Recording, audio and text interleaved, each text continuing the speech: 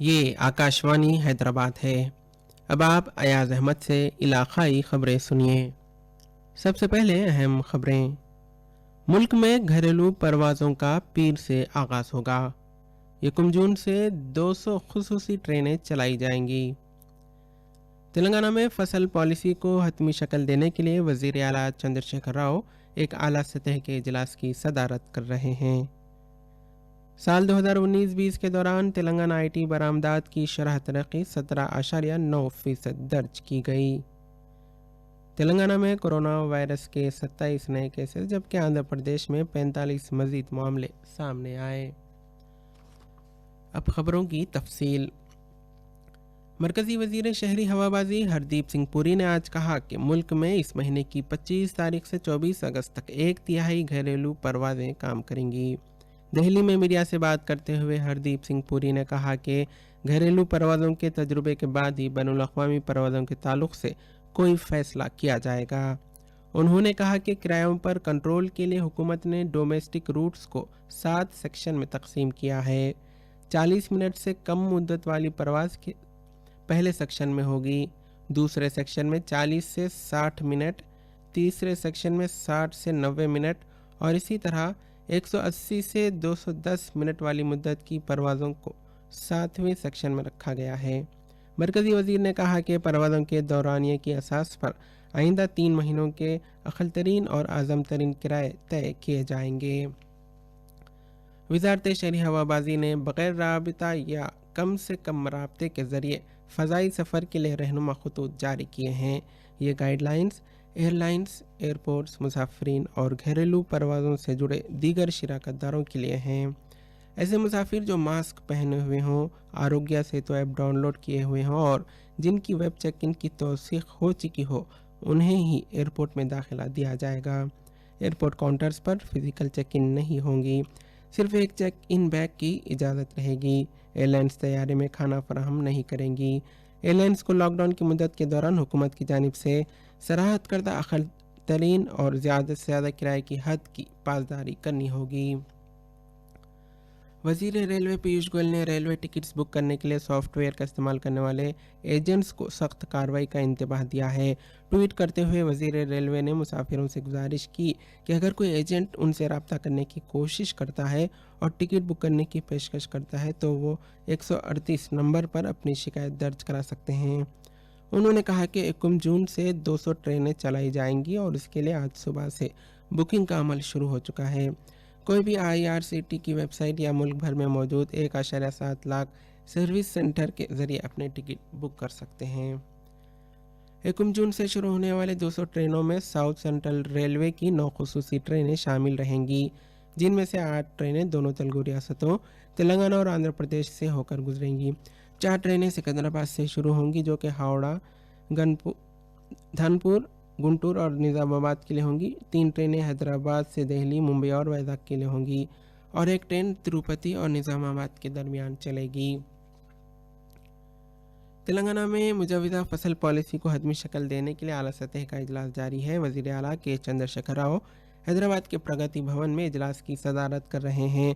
इस इजलास में वज़रा, ज़िला कलेक्टरान, ज़िला के ज़रई ओहदेदारान और किसानों के नुमाइंदा ओहदेदारान शिरकत कर रहे हैं। इस इजलास में इस पर गौर किया जा रहा है कि कौन सी फसल की किस हद तक काश्त की जाए। वाज़ेह है कि इससे क़ब्ल ज़रई साइंसदानों, रैतु बंधु समिति के नुमाइंदों से इस हवाले से गुफ्तगू हो चुकी है और अब मीटिंग में कोई हतमी फैसला लिया जाएगा। तेलंगाना के वज़ीर ज़राअत सिंगिरेड्डी निरंजन रेड्डी ने मरबूत ज़रई मनसूबे के निफाज में रैतु बंधु समितियों को अहम रोल अदा करने पर जोर दिया। डिस्ट्रिक्ट रैतु बंधु समितियों के सदूर के साथ मुनक़िदा एक इजलास से खिताब करते हुए रियासती वज़ीर ज़राअत ने हुकूमत की ज़रई पॉलिसी को आवाम तक पहुँचाने की हिदायत दी। ये खबरें आपकी खिदमत में आकाशवाणी हैदराबाद से नशर की जा रही हैं। तेलंगाना में मालियाती साल 2019-20 के दौरान IT और IT से मुंसलिक खिदमात की बरामदात में 17.9% शरह तरक्की दर्ज की गई है। सरकारी आदाद शुमार के मुताबिक मुल्क में तेलंगाना से बरामदात का हिस्सा गुज़िश्ता 10.6% के मुकाबले इस मरतबा 11.6% हुआ है। ریاست کے آئی ٹی شعبے میں غیر معمولی ترقی پر وزیر اعلیٰ کے چندرشیکھر راؤ نے آئی ٹی ڈپارٹمنٹ کو مبارکباد دی۔ وزیر اعلیٰ نے کہا کہ یہ اس بات کا صاف مظہر ہے کہ آئی ٹی سرمایہ کاروں کے لیے ریاست تلنگانہ ترجیحی مرکز ہے۔ اس موقع پر وزیر اعلیٰ نے آئی ٹی ڈپارٹمنٹ کو ہدایت دی کہ کورونا وائرس وبا کے دوران آئی ٹی شعبے میں پرسکون طریقے سے کام کو یقینی بنانے کے لیے تمام تر اقدامات کیے جائیں۔